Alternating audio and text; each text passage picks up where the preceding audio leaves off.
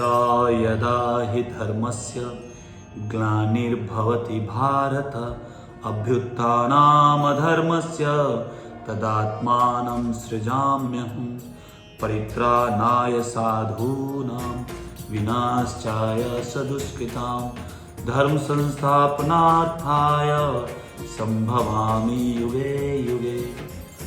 परित्राणाय साधूनां, भगवान का जितना भी अवतार होता है उसका सबसे प्रमुख कारण क्या होता है? अपने भक्तों की रक्षा करना। परित्राणाय साधूनां विनाशाय सदुष्कृतां। दूसरा कारण होता है जो विनाशी आदमी है, जो दुष्ट लोग है, जो आसुरी प्रवृत्ति का व्यक्ति है, जो असुर है, उसका विनाश करने के लिए। तीसरा कारण धर्म की स्थापना करने के लिए भगवान प्रकट होते हैं। हिरण्यकशिपु जो अपने आप को भगवान मानता था, उस समय में पूरे तीनों लोक में कोई यदि विष्णु का जप करता था, पूजा करता था, तो उसका सर्पन से जुदा करता था। कौन? हिरण्यकशिपु। और उसी हिरण्यकशिपु को खत्म करने के लिए जो अपने आप को भगवान घोषित करके रखा था, उसको भगवान ऐसा अद्भुत रूप प्रकट किए जो कि असुरों के लिए उग्र नरसिंह हैं और भक्तों के लिए पालनहार नरसिंह देव है। उसी हिरण्यकशिपु के पुत्र महान भक्त प्रहलाद महाराज को हिरण्यकशिपु के वध करने के बाद भगवान नरसिंहदेव अपने गोद में बिठाए और इतना स्नेह, अपना प्रेम दिए वात्सल्यता। हरे कृष्णा। कल श्री श्री नरसिंह भगवान का जन्मोत्सव मनाने जा रहे हैं, नरसिंह चतुर्दशी। ऐसा अद्भुत अवतार जो कि न मनुष्य के रूप में न जानवर के रूप में, एक अद्भुत रूप नरसिंह देव का, आधा नर आधा पशु के रूप में। ऐसा अद्भुत लीला भगवान का, ऐसा अद्भुत रूप जिसके जानने में तो बहुत ही आनंद की बात है, जिसको यदि हम जान ले तो। उन्हीं का कल प्राकट्य महोत्सव मना रहे हैं, जो कि भगवान नरसिंह देव के रूप में प्रकट हुए थे। बहुत ही भयंकर, बहुत ही बलशाली जो असुर हुआ, भूतो न भविष्यति हिरण्यकशिपु, जिसके भ्रिकुटी हिलने मात्र से सब चीजें कार्य होती थी। सारे देवी देवता उसके इशारे पे नहीं, इच्छा मात्र से कार्य किया करते थे। इतना भयंकर राक्षस, जब वो पृथ्वी पे चले तो पृथ्वी कंपायमान हो जाए कि अब क्या करने वाला है। वो हिरण्यकशिपु का उद्धार करने के लिए या उसका वध करने के लिए भगवान नरसिंह देव के रूप में आए। और क्यों आधा नर और आधा पशु के रूप में आए?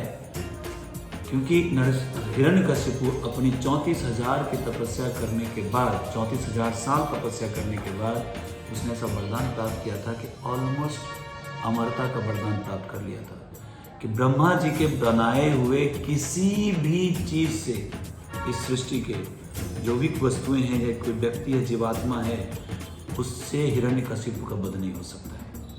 आप यूं कहिए कि इस सृष्टि के किसी भी ऐसी वस्तु से या किसी भी ऐसे व्यक्ति के रूप में यदि भगवान भी आते तो उसका वध नहीं होता।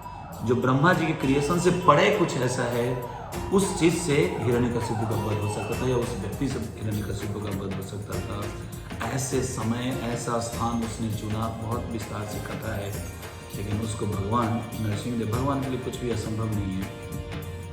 जैसे जैसे वो ब्रह्मा जी से तपस्या करके वरदान प्राप्त करता चला गया, भगवान भी अपना प्रोग्रामिंग सेट करते चले गए, वैसा वैसा रूप बनाते चले गए। बिना किसी अस्त्र शस्त्र के एक अद्भुत रूप, आधा मनुष्य आधा शेर के रूप में भगवान अवतार लिए। और जो जो उसके टर्म एंड कंडीशन थे कि ऐसा नहीं होना चाहिए, ऐसा नहीं होना चाहिए, सबको फुलफिल करते हुए भगवान उसको कह के मार दिए। इसलिए भगवान से पंगा नहीं लेने का। हिरण्यकशिपु भी अपने आप को भगवान समझता था, शास्त्र की अवहेलना करता था। आज के संसार में भी कलयुग में ऐसे असुर लोग भरे पड़े हैं जो शास्त्रों को नहीं मानते। जो शास्त्रों को मानता है उसका सर तन से जुदा कर देते हैं, है ना? नहीं तो भगवान सर से तन जुदा नहीं, पूरा सर और तन सबको ही जुदा कर देते हैं। पता नहीं कौन सा पार्ट किसका था। ऐसा भयंकर रूप भगवान नरसिंह देव का। किस लिए? अपने भक्तों की रक्षा करने के लिए। जिस नरसिंह देव को देखने के बाद बड़े बड़े देवता लोग, ब्रह्मा, लक्ष्मी, शिव, सब त्रायमान हो रहे थे। वहीं प्रहलाद महाराज उनके गोद में बैठे हुए प्रेम से, और भगवान उनको प्रेम दे रहे हैं। बड़ी अद्भुत लीला है, इसके ऊपर तो बहुत कुछ चर्चा किया जा सकता है। तो उस नरसिंह देव का कल हम लोग नरसिंह चतुर्दशी के रूप में फेस्टिवल मनाएंगे। शाम में 4:30 बजे से अभिषेक शुरू होगा, क्योंकि भगवान नरसिंह देव सूर्य अस्त होने के बाद और संध्या शुरू होने से पहले के बीच में प्रकट हुए थे।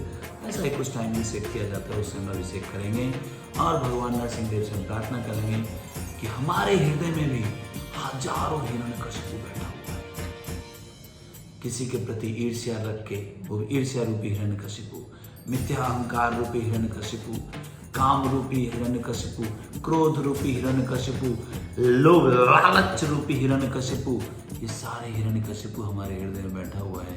तो कल के डेट में हम आके भगवान नरसिंह देव की प्रार्थना करें, उनके चरणों में निवेदन करें कि हे प्रभु, मेरे हृदय में जो अनंत कोटि हिरण्यकशिपु बैठा हुआ है अनर्थ के रूप में, दुर्व्यवहार के दुर्विचार के रूप में, आप प्लीज उस हिरण्यकशिपु को मार करके मेरी चेतना को शुद्ध करिए, ताकि मैं अपनी शुद्ध चेतना से आपकी भक्ति करके अपने जीवन को सफल बनाऊं। तो आप सबको आमंत्रित करता हूं मैं, आप सब आइए, कल शाम 4 बजे से अभिषेक में पार्टिसिपेट करिए, नरसिंह देव का दिव्य दर्शन करिए, कीर्तन में भाग लीजिए और फिर लास्ट में महाप्रसाद पा करके अपने जीवन को सफल बनाइए।